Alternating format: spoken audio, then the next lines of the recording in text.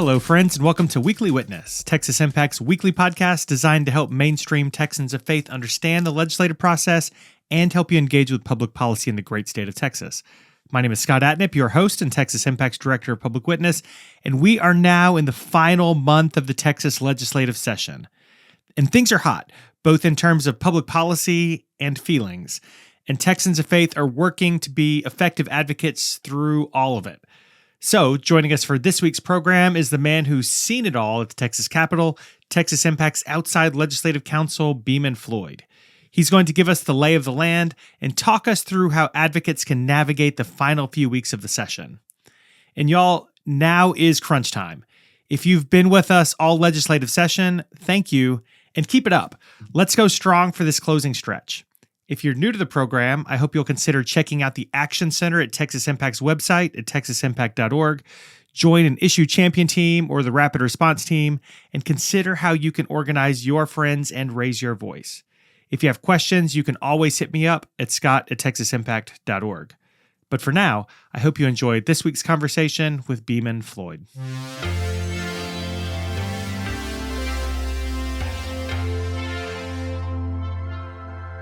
Joining us for this week's conversation is friend of the program, friend of Texas Impact, Beaman Floyd. It's about that time of the legislative session that we should bring you back in to check in. So, Beaman, appreciate you taking the time to be with us today. Thanks for having me. It is a crazy time. I know we've been on group text and message and all of the things. It seems to me like there's more dissension this legislative session than sessions past, at least in terms of what I'm seeing and recalling. How much of what we're seeing at the Capitol is unprecedented, or is this just normal month left to go in the legislature behavior? Yeah, I think that's a complicated question. It's always crunch time at this time on the calendar in the legislative session. The system is designed pretty much to save about 60% of the work for the last 10% of the legislative process. And we are in that time. So in that respect, Scott, it is very normal. It's got a very familiar feel. However, in terms of the way that the process is moving and the maneuvering in the process, this session is very different than other sessions, particularly with regard to not really being able to predict the movement in the legislature in general and the House particular, and the scheduling, how much they will get through each day is something of a guess right now for us right now, and that's very specific to the politics of this session. I want to talk about the calendar and I want to talk about the schedule because we do have a month to go. But before we get into that, let's talk about this whole parliamentary inquiry performance that's been going on almost a daily basis. For those who haven't been watching, talk to us about what's happening. Is this all performative? Is there anything substantive in these moves? Is it something voters need to be paying attention to? Talk to us about this phrase we keep hearing over and over again, parliamentary inquiry, Mr. Speaker. Sure. What's going on there and what should we know? Sure. Parliamentary inquiries are a normal concept in Robert's Rules of Order and in those rules that are based on them that are adopted by the House and the Senate. They're designed, the parliamentary inquiry is an important privilege because any member can step to the back mic in the House of Representatives and be recognized for a parliamentary inquiry. And so it is one of the few ways that members who don't have a bill on the floor or who don't have an amendment on the floor or who are not commenting on those things on the floor can just get up and say stuff. But they're only supposed to say stuff about the operations of the chamber. And so what we're seeing is parliamentary inquiries being made, right? That privilege being taken on the back mic, and the speaker must recognize somebody who has a parliamentary inquiry.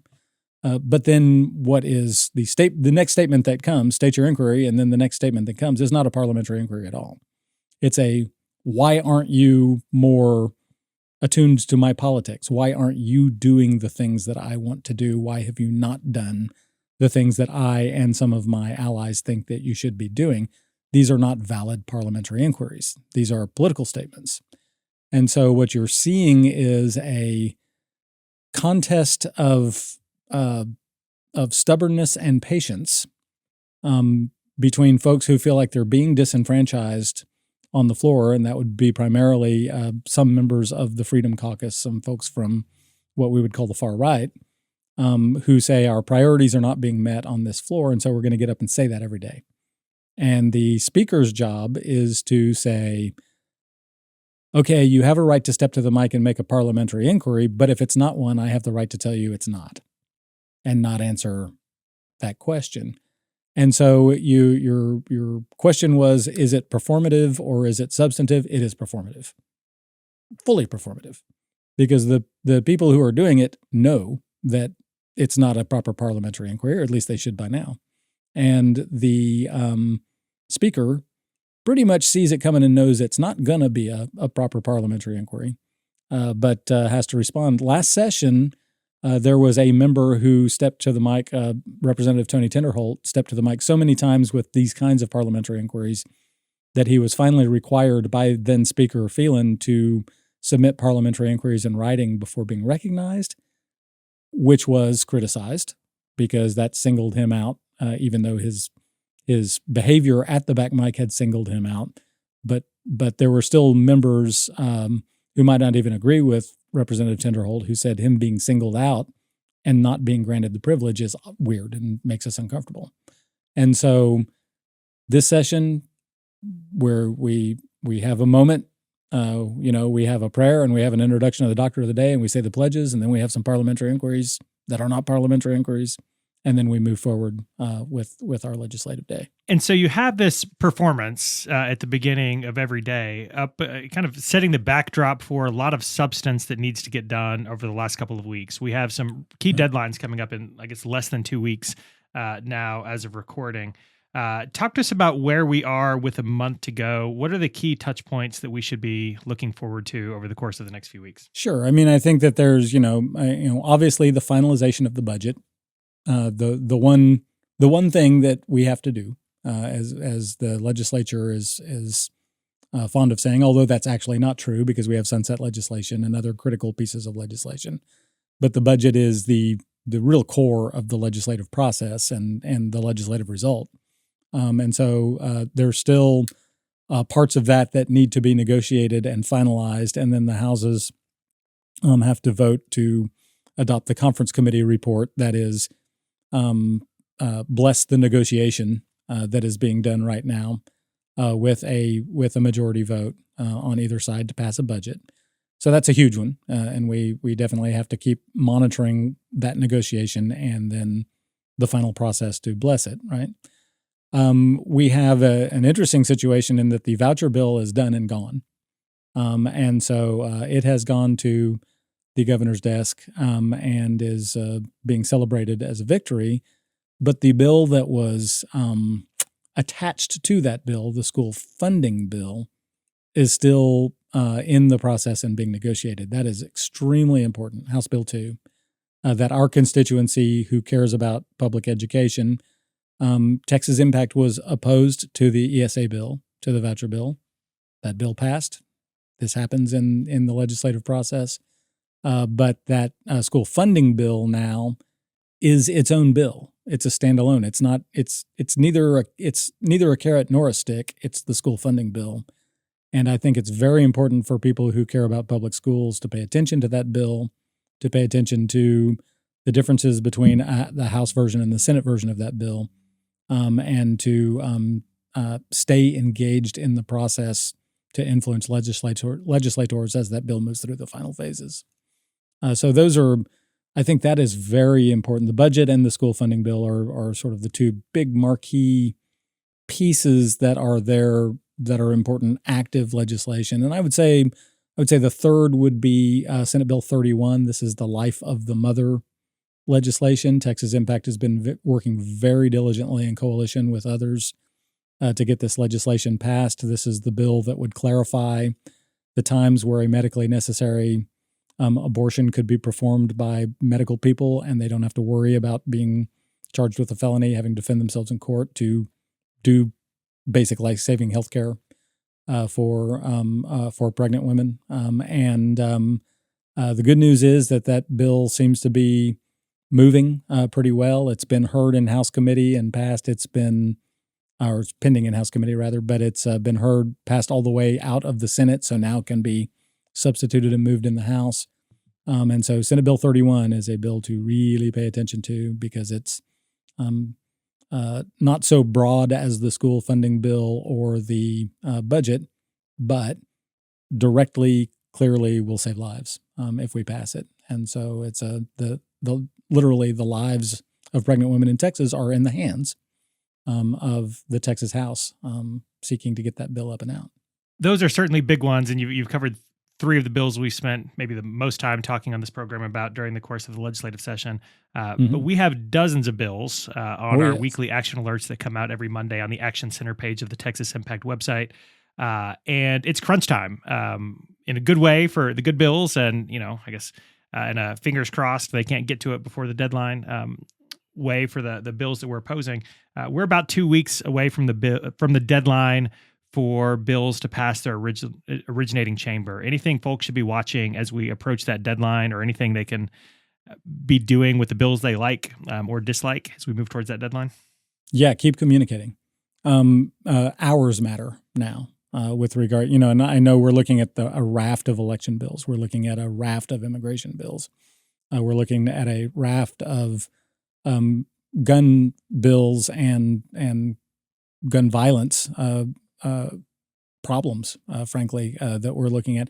This has been a very tough session, and part of my love for Texas Impact and my job for Texas Impact is to call them like I see them, and there's no way around. This has been a really rough session. It's been a very political session, but it's also been a very uneven session related to process, and so.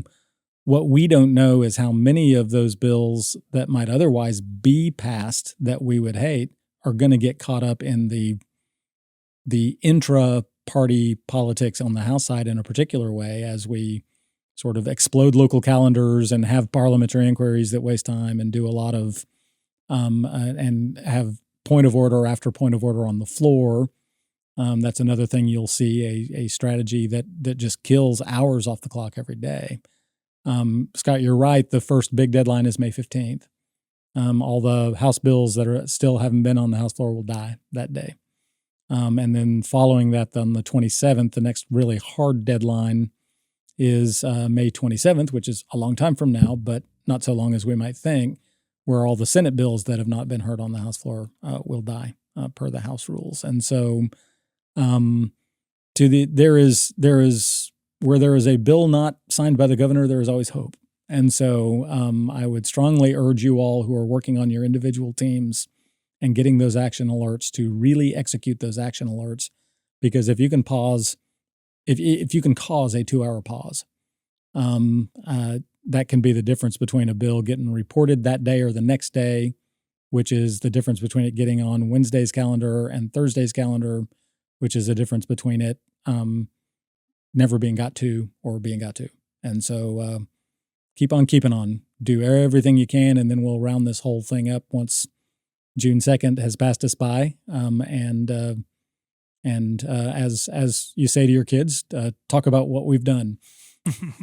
And yeah, I think B was on 2 weeks ago and started the conversation about what June and July would look like for the Texas Impact membership, and we're certainly going to be having some conversations about what comes next. But over the course of the next few weeks, I think you're exactly right. You listener, have a real opportunity to make a difference. And so we do have the action alerts. We do have the rapid response notifications go out. As many telephone calls as we can get, as many conversations with elected representatives as we can get, really can make a difference. So no session fatigue, friends. We've got to finish this thing out strong. Beaman, you did mention that it has been a rough session for Texas Impact's legislative priorities. I don't think anybody listening will be surprised by that statement. We do have some significant work to do between now and June 2nd. We have even more work to do after June 2nd. That said, I know a lot of folks are feeling disappointed or feeling disheartened with how the session's gone. You went to seminary. I know you do legislative work, but you're a good church guy. I feel like we need a good moment of hope right now. What would you say to our listeners who are feeling disappointed or disheartened? Well, first, you need to talk to the people at my church about whether I'm a good church guy or not. But we'll make some calls. Please. I mean, one of the great privileges of democracy is accountability. And one of the differences between a democracy and other places democracy doesn't get you what you want necessarily. In fact, sometimes democracy gets you precisely what you don't want if you wind up in a minority and you can't you can't move your agenda in a democracy. But what democracy does do is it allows for freedom of speech, which is freedom of conversation, freedom of discussion, freedom of recitation, freedom of assembly, all of which add up to, hey, legislature, you did this thing and we're going to talk about it. We're going to talk about it in the context of accountability. We're going to talk about it in the context of how we think you could do better next time. We're going to talk about it in the context of you being responsible for your actions. And Texas Impact is important in that space. Y'all are Main Street folks who told them that what you thought about issues, who gave them solid information to educate them on issues. And if they voted another way anyway, you're the people who have to show up and say, as unpleasant as it sometimes is, hey, I told you so. Hey, you voted for this bill that we told you would have these consequences, these second or unintended consequences, and now those consequences are coming in. That's on you. Do better. Do better. And so this is a space. We're long arc here, right? As you know, my joke that is in no way a joke whatsoever has been, we're going to have a great session in 2033. And what I really mean by that is this is long arc, and we need to really stay engaged, and we need to be consistent, and we need to grow, and we need to our voice needs to, you all, God bless you, need to recruit and get more people in our grassroots space and in our leadership and in our thinking on this stuff. And we need to stay with it, because really that constancy, that commitment to staying with the program, and that commitment to really staying engaged is the way that things change. And we've got a lot of data coming out of this session. We are blessed with a lot of data that we're going to be able to work with as we go forward. Again, it's not over yet, for crying out loud. These are the 2 weeks. These are the 4 weeks that we need to do our thing. But this is also be of good cheer that we're going to have so much data coming out of this session that is actionable data for us to be able to go forward and say, we got to do better. Yeah, no, I hear and love everything that you said. I'll also add, man, the number of people who are participating in all of the things this legislative session, showing up at the Capitol and testifying, making telephone calls, showing up for marching orders Monday, showing up at Texas Impact events, whether online or in person, is higher than I've probably ever seen. And so I take hope from that. But also, I think with that comes the challenge that if you're listening to this podcast, if you are reading the rapid response emails, if you're watching the clips on Ledge TV, you know more than 99% of the people in your congregation and in your community. And so my hope is that you're thinking about what leadership role you can play over the course of the next 18 months to let people know what's happening, to tell the story, to show the story, and to think about how we can get different outcomes in the future, how we can have some accountability, how we can inspire more people to be a part of the process, both during the legislative session and during election season, frankly. You bet. So I have hope because of you all. And as Beaman said, we have the data. You've been watching, you've been listening. Hopefully you've been sharing the Ledge TV clips so everybody can see what's been happening in your Texas Capitol. So I have hope as well. Beaman, I am maybe not a good cheer today, but long-term I see it. Yeah. Anyway, really appreciate the time today. Appreciate the work you're doing every day on behalf of Texans. Any closing words before we close out today? No, just stay the course and do the do. There's plenty of work between now and June 2nd, and then lots of good work to do after that. Love it. All right. Beaman, thank you so much for the time. We'll talk soon. You bet. Thanks, Scott.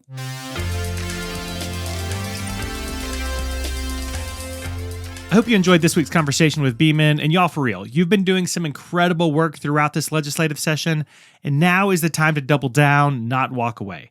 So let's keep going strong for the next few weeks and try to make a difference between now and sine die. If you are interested in what you heard today and want to get involved, please consider joining one of Texas Impact's issue champion teams on the Action Center page of the website at texasimpact.org. As we mentioned during the conversation, Texas Impact is posting a weekly action alert on the Action Center page at texasimpact.org every Monday by noon to be your weekly resource for effective advocacy in the Texas legislature. If you want to sign up for the Rapid Response Team, you'll get that emailed directly to you and get an invite to a weekly Zoom with me and our Executive Director, B. Moorhead. If you have questions about anything from today's episode or want to talk about how you can get involved, please reach out at scott@texasimpact.org.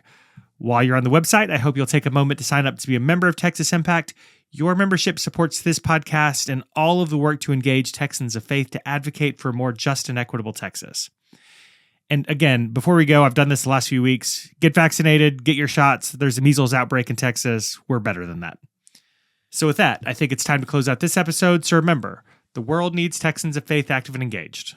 So let's get to work.